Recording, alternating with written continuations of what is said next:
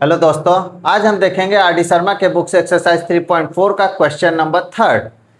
Question number third ये class 10th का है। क्वेश्चन नंबर थर्ड क्या कह रहा है कि 7 बैट एंड 6 बॉल कॉस्ट है कितना 3800 और 3 बैट एंड 5 बॉल का कॉस्ट है 1750। तो आप बताइए कि each bat and each ball का कॉस्ट कितना होगा। क्लियर है?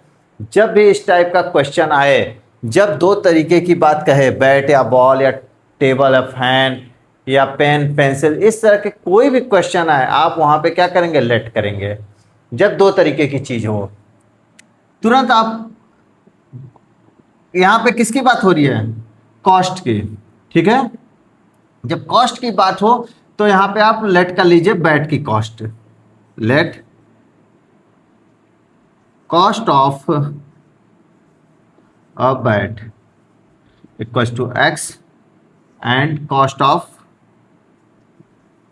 अ बॉल इक्वल्स टू वाई। जब हमने एक बैट का कॉस्ट एक्स ले लिया और एक बॉल की कॉस्ट को वाई ले लिया, तो यहाँ पे क्या बोला है कि 7 बैट और 6 बॉल वो कितने में खरीदता है? 3800। 7 बैट प्लस 6 बॉल 3800 में खरीदता है। तो जब एक बैट की कॉस्ट एक्स है तो 7 बैट की कॉस्ट 7x और 6 बॉल की कॉस्ट 6y इक्वल्स टू 3800। देखिए एक इक्वेशन बन गया। इसी टाइप के क्वेश्चन को हम इसी तरह से सॉल्व करते हैं। दूसरा वाला क्या कह रहा है कि 3 bat and 5 ball, 3 bat plus 5 ball equals to 1750 rupees का वो खरीदता है। तो जब एक बैट की कॉस्ट है अगर x है तो 3 बैट की cost 3x plus 5y equal to 1750। ये इक्वेशन 2। अब आप देख रहे होंगे इक्वेशन 1 और इक्वेशन 2 हमें मिल गया। हम इसे कैसे सॉल्व करेंगे हमें बहुत अच्छे से पता है। वेरिएबल के कोफिशिएंट को बराबर करके, वेरिएबल क्या है? x है, x के कोफिशिएंट को बराबर करके या तो x का कर लेते या तो y का कर लेते। तो x का कोफिशिएंट है यहाँ पे 7 और यहाँ पे 3। अगर हम इसमें 3 से मल्टीप्लाई कर दें और इसमें अगर हम 7 से मल्टीप्लाई कर दें तो ये 21 हो जाएगा और ये भी 21 हो जाएगा। इसी तरह y का भी अब कर सकते हैं। तो हम पहले इसका करते हैं, मल्टीप्लाई बाय 3 इन इक्वेशन 1। जब 1 में इक्वेशन में मल्टीप्लाई करेंगे 3 से तो 7x प्लस का 6y इक्वल टू 3800।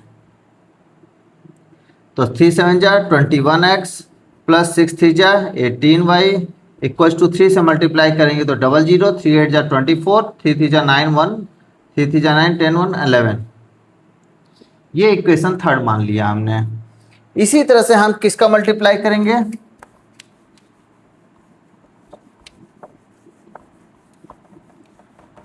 इसमें हम 7 से मल्टीप्लाई करेंगे। इक्वेशन 2 में multiply by 7 in equation 2। 7 into 3x plus 5y equal to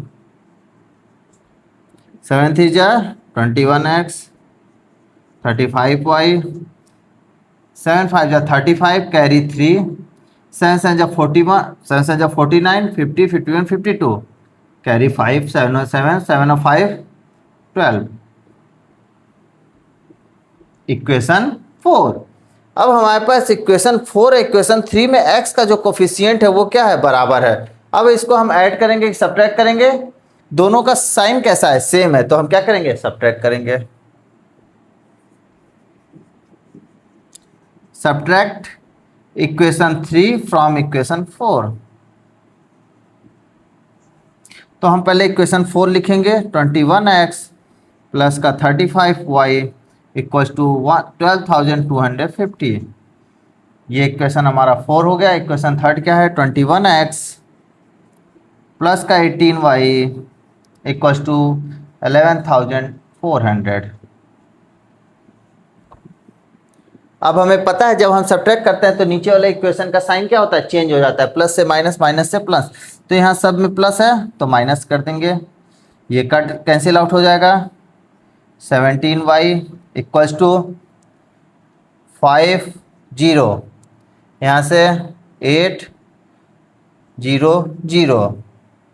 तो y की वैल्यू आई यहाँ से 50। y की क्या value I,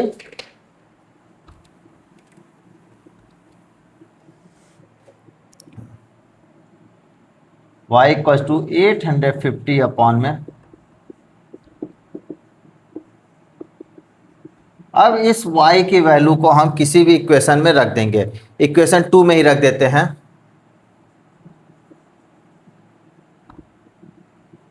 value of y put in equation 2। Equation 2 क्या है हमारा, यही है equation 2, 3x plus 5y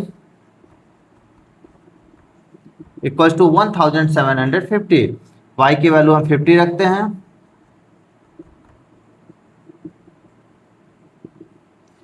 5 5 25, 250।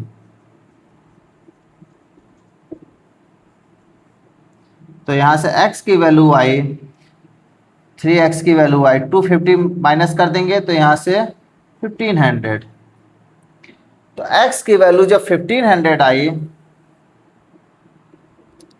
3x की वैल्यू 1500 अपॉन में 3, x की वैल्यू 500।